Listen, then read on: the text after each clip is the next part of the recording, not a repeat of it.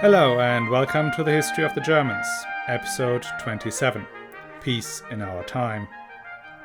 Last week we saw the young Emperor Henry III taking a gold medal in the imperial sport of subjugating the East. After the campaigns of 1040, 1043 and 1044, he finally had the Dukes of Poland and Bohemia and the King of Hungary swearing fealty to him and all his successors. The last emperor who may have got there was Otto III, but that is very much disputed. Henry III's position is clear, mainly because the blood on his sword was still fresh. As a medieval emperor, Henry's job is not only to expand the reach of Christianity, but also to bring peace and justice to his lands. The monarch's obligation to bring peace is one of the distinguishing features between the Dark Ages and the Middle Ages. A Dark Ages king was expected to provide opportunities for plunder and tribute, whilst in the Middle Ages the population has settled down and cares more about safety and security than about raping and pillaging. In the 11th century the call for peace gets louder and louder, in particular in France. Peace is not so much the absence of large international war. What the population suffered most from were the incessant feuds between rival lords. When two rival lords had a disagreement, they rarely went into trial by combat to see who was the stronger one. No, that was actually dangerous. The better solution was to burn down the rival's fields and murder his peasants.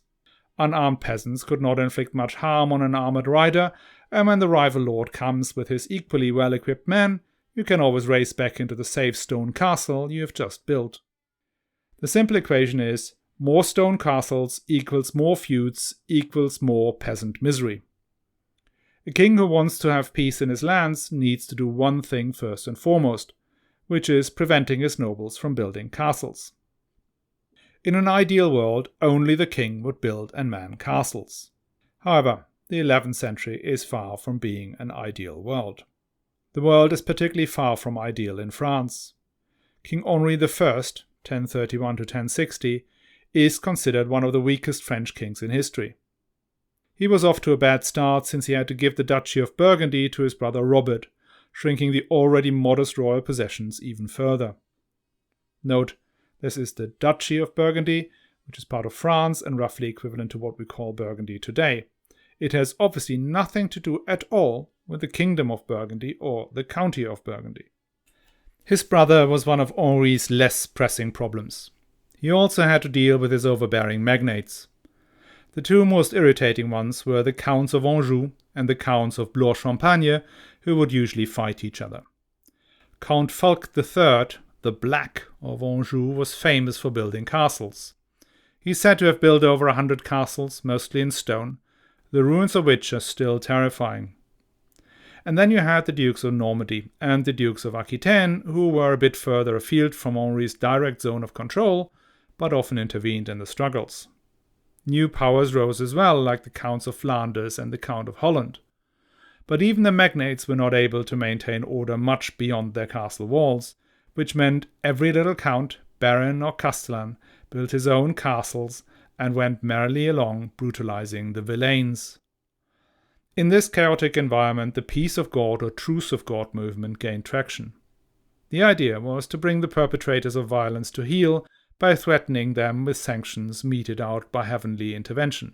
The Church took the lead and held several councils, the first in Le Puy in 975, but then quite regularly during the 11th century with a frenzy of activity in the 1030s, the millennium of Christ's Passion and potential date of the arrival of the Antichrist. According to the monk Adhemar, these events were religious festivals, where the bishop would whip the crowd into a frenzy through a generous display of relics and calls upon the saints to intervene. The warriors in presence would then declare their intention of making war on those who violate the peace of God. These attempts of pitching an army of saintly warriors has more than the whiff of crusader to it, and indeed the crusader movement incorporates elements of the peace of God movement and develops them further by sending the most violent and aggressive lords out of the country. That being said, those holy armies, or more accurately, holy militias, were rarely successful against the battle-hardened seigneurs. That is why from the 1030s onwards a more manageable truce of God was sought. The concept was that the lords would make vows on powerful relics promising to suspend warfare during the weekend, Saturday to Monday, or even Wednesday to Monday, as well as on high days and holidays. If they breached this obligation, they would be subject to all forms of spiritual sanctions, including banning from Mass and even full excommunication. The imposition of these sanctions, as well as the whole management of the Troika Dei, was initially in the hands of the Church, mainly the bishops and abbots, who regularly suffered from incursions by secular lords. The Abbey of Cluny in particular became a key sponsor and coordinator for the Troika Dei. The Troika Dei was needed most in the parts of France where central power was weakest. The Dukes of Normandy, whose duchy was tightly run, were able to maintain public order by themselves without having to take recourse to the Church. Equally, the Empire did not feel the need for a Troika Dei. The central power was strong under Henry III and entirely capable to prevent feuds and control the construction of stone castles. Henry III, however, borrowed some elements of the Truce of God movement. In 1043, he holds a synod in Constance, where he assembles the nobles of Swabia. He first forgave every trespass committed against him, and then, through prayers and exhortations, he achieved a mutual recognition among all the Swabians present, whereby they in turn forgave each other any trespass committed against them. The chronicler Hermann of Reichenau described the outcome of these peace happenings, and similar ones taking place all across the country, as a peace unheard of for many centuries that the king confirmed in an edict.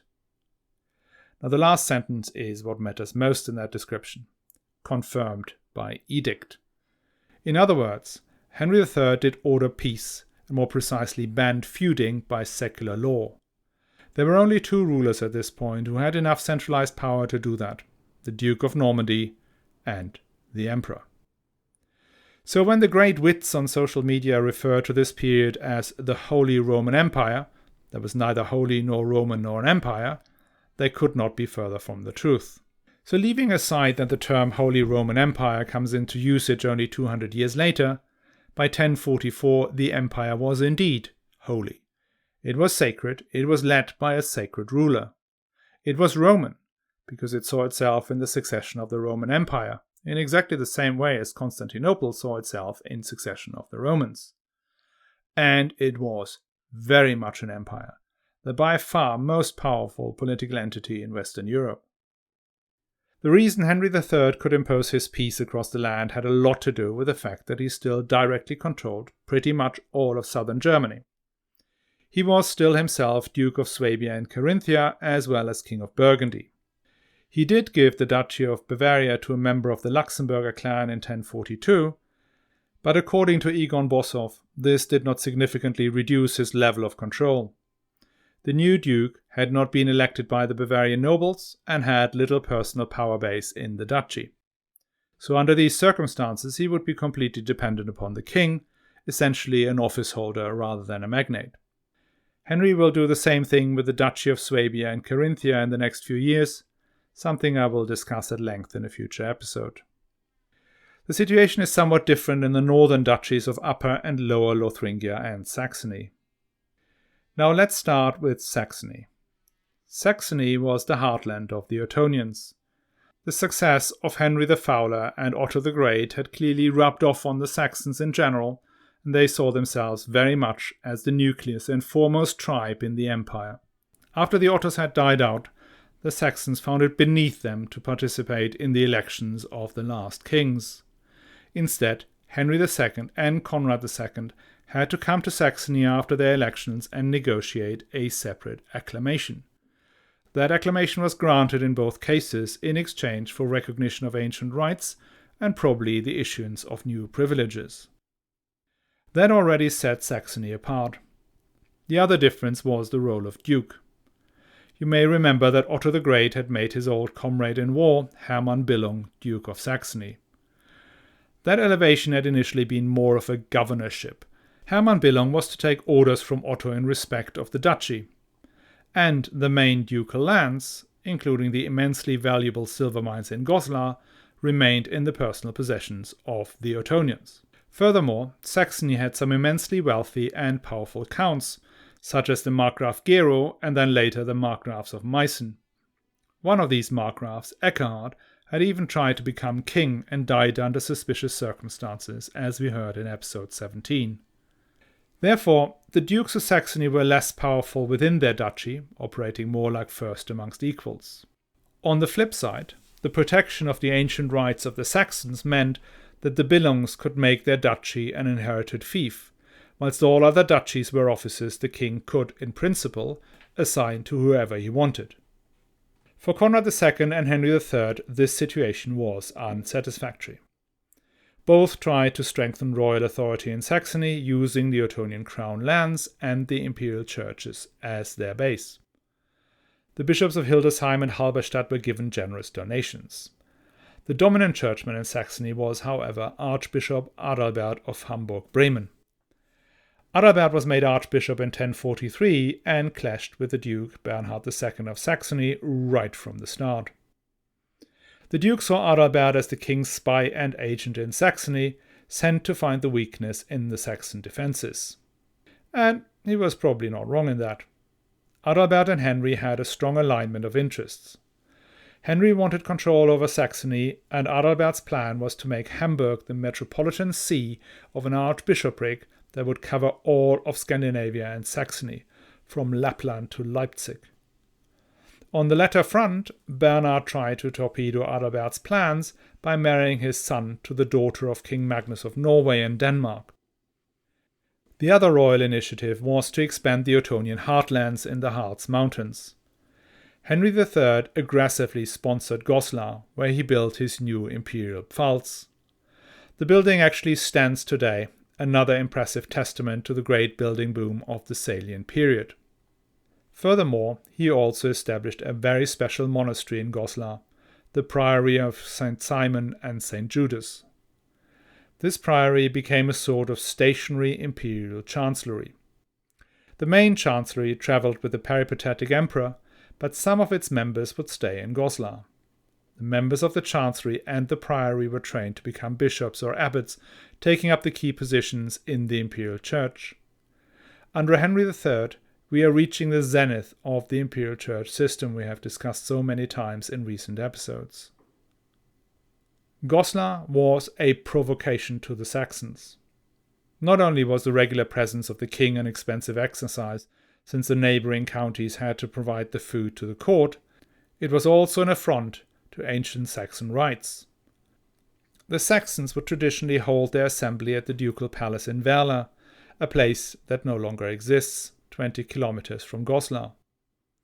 Werla was a large palace covering nearly 20 hectares, enclosed by a stone curtain wall with 2 or more gates, several towers, 2 palaces, one of which had a heating system, etc., etc. pp. It was a place of Saxon pride and a demonstration of its ancient power. By building out Goslar, the Salians cut Werla out of the equation. The place emptied out and by the 15th century had entirely disappeared. To cut a long story short, Henry III had it in for the Saxons, and in particular its dukes, the Billungs. In 1047, the Billungs had enough. Henry III had gone to a royal estate in Saxony called Lesum to meet with the despicable Archbishop Adalbert. Lesum was a big red rag as well, since Conrad II had taken it off the Billungs under some legal pretext 10 years earlier. Whilst the emperor and the archbishop met, the Billungs' Duke Bernhard II and his brother Thietmar came round with a large retinue. During this probably rather uneasy stay, one of Thietmar's vassals, a certain Arnold, confides in the archbishop that Thietmar plans to murder the emperor. Now Arnold is made to accuse Thietmar openly, which results in another trial by combat. There is no evidence on either side, so God has to decide. Thietmar is happy to go along. Maybe less on grounds of actual innocence, but more on his recognized prowess with the sword. Anyway, the Lord reveals that Thietmar was lying by means of Arnold's sword sticking between his ribs. There is no record on how Bernhard II explains the situation to his overlord, but not much happens to him. Henry III may not yet have enough assets in place to take the Duke of Saxony on directly. There is actually a little epilogue to this story. A few years later, Tidmar's son captures his father's killer and has him strung up between two dogs. That gets Henry III involved again. The son is exiled for life and his lands are given to the Bishop of Halberstadt, further undermining ducal power in Saxony. Apart from this attempted murder, the Saxons hold still and watch the erosion of their ancient rights and privileges with growing contempt and anger as long as Henry III lives. Lothringia is another case again. You may remember that Bruno of Cologne, the brother of Otto the Great, had divided the Duchy of Lothringia in two parts, Upper and Lower Lothringia, and all that happened in around the 960s. Under Conrad II, the two duchies were put together again. Conrad needed a strong Duke of Lothringia as a counterweight to Count Odo of Blois-Champagne, his rival for the Burgundian crown. Odo's lands bordered Lorraine, and in 1037 he attacked Lorraine to seek revenge for the loss of Burgundy. Conrad II's calculation worked out, and Odo was defeated and killed by the new Duke of all of Lothringia, Gosolo. Gosolo's success was a double-edged sword for his family.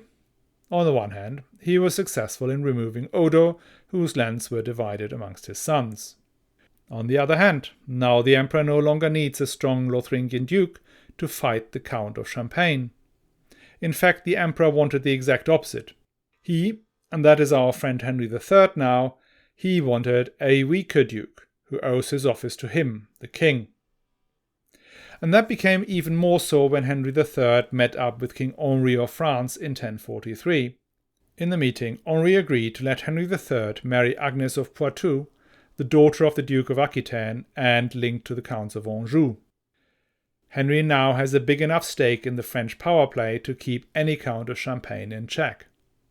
In 1044 he got the opportunity, when Gozzolo died. Just before he died, Henry III had pressured Gozzolo into changing his will. Instead of leaving the whole duchy to his able son Godfrey, he split the duchy up again. The Duchy of Upper Lothringia went to the already named Godfrey, and the Duchy of Lower Lothringia to his younger son Gozzolo II, who according to the chroniclers was an ignavus, which means something like a lazy, slothful and cowardly man. This came as a huge surprise to Godfrey, known as Godfrey the Bearded. As ever so often, there are no contemporary pictures of Godfrey the Bearded, but the 19th century went to town on his beard. I will put some of the best images on the blog. Godfrey had been sharing the running of the combined duchy with his father since 1044. Hence, he must have had an inkling that this division had not come about because his father suddenly found his younger brother so much more competent.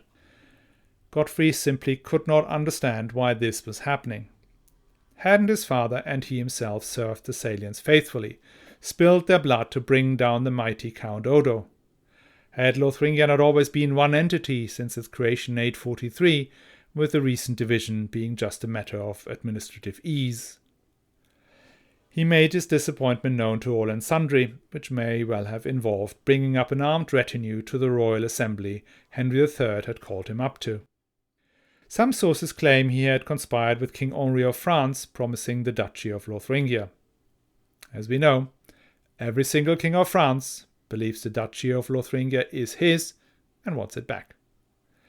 But it is unlikely Godfrey had already come to this point in 1044. Like Duke Ernst of Swabia, he thought he could negotiate with a Salian emperor. Nope. As soon as he had arrived at court, Henry III removed him as Duke of Upper Lothringia. For Henry, the role of Duke was an office, not a feudal position. Hence, if a Duke refuses to accept the redrawing of the borders of his duchy, he is guilty of high treason. As we know, there is now only one thing for Godfrey to do: rebel. The fighting was ferocious, and Lothringia was beaten up quite severely. Henry III ultimately prevailed, even though he did have to fight in Hungary and Burgundy at the same time. Godfrey was taken to the castle of Giebichenstein, the state prison. In 1046, Godfrey the Bearded was reinstated as Duke of Upper Lothringia, having handed over his son as hostage. Lower Lothringia was taken away from the inept Gozzolo II and given to another member of the Luxemburger family, who now ruled both Bavaria and Lower Lothringia. Yeah, I know. Me too. I cannot see why you bring down one family only to give their land to another, equally powerful one. Another odd move was to enfeoff the Count of Flanders with the lands on the Schelde River and around Valenciennes. Sure, that irritated Godfrey, whose land it was, but the Counts of Flanders were an ambitious lot with great plans, none of which involved strengthening the empire. In between the defeat of Godfrey and the reorganization of Lothringia, two things happen. One definitely significant, the other possibly important. Let us start with the potentially important one. Henry III falls gravely ill in 1045. What he suffered from is unclear. What is noticeable, though, is that from then onwards, Henry III sometimes takes decisions that seem to be driven more by heightened personal animosity than by political calculations. Or maybe he just could never stand Duke Godfrey the Bearded. The other definitely significant event is his marriage to Agnes of Poitou. You may remember that Henry III had been married to Gunhild, the daughter of King Canute. Gunhild died in 1038 on return from Conrad II's last disastrous expedition to Italy, probably of malaria. Gunhild was an expensive miscalculation. King Canute drove a hard bargain, and Conrad II had to hand over the Duchy of Schleswig to get the marriage alliance over the line. Canute repaid him by dying shortly afterwards, which led to the disintegration of his Nordic empire, making Gunhild politically worthless. Moreover, the couple only had a daughter, Beatrice, who became Abbess of Quedlinburg. Henry III should have got married quickly after that, since he had no son, but for some reason this did not happen. It took 5 years before he arranged the marriage with Agnes of Poitou. As I mentioned before, Agnes was the daughter of the Duke of Aquitaine and the stepdaughter of the Count of Anjou. That brings Henry great contacts in France, but it also causes some headaches. As most nobles of that period, Agnes and Henry III were too closely related to get married according to canonical laws. The marriage immediately attracted criticism from the Reformed Church, including from the influential abbot Siegfried of Gauls. Being French did not help either, as some of the older curmudgeons disliked the fancy French dresses, haircuts, and armor. Another thing Agnes brought, apart from Parisian or more likely Bordelais fashion, was a particular brand of church reform, represented by the Abbey of Cluny. I think we discussed Cluny a bit in the Germany in the year 1000 episodes. Cluny was not just a monastery. It was a monastic empire. You see, there were existing imperial centers of monastic reform, like Gauls or Saint-Maximin near Trier. Now these monasteries supported reform by sending their monks out as abbots to bring back the strict interpretation of the rule of Saint Benedict. And that was it. Cluny was different. If you asked Cluny for help to sort out your monastery or to create a new one, they would require you to make it a daughter house of the monastery of Cluny.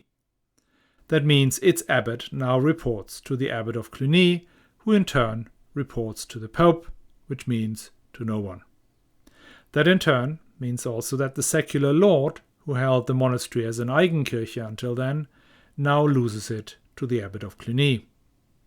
A high price to pay for reform, but one the lords of France had been happy to pay, probably because their list of sins was so long. In Germany, Cluny had made some inroads, in particular with Empress Adelheid, but were held back by the later Ottonians and Conrad II. Agnes opened the doors wide for the abbots of Cluny. Abbot Hugh of Cluny, known as the Great, which makes him, I think, the only abbot who is called the Great.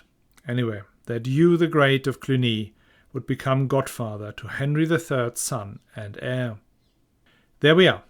You may not be aware, but in this short episode we have met some of the dramatis personae that will lead us to the great medieval turning point, the road to Canossa.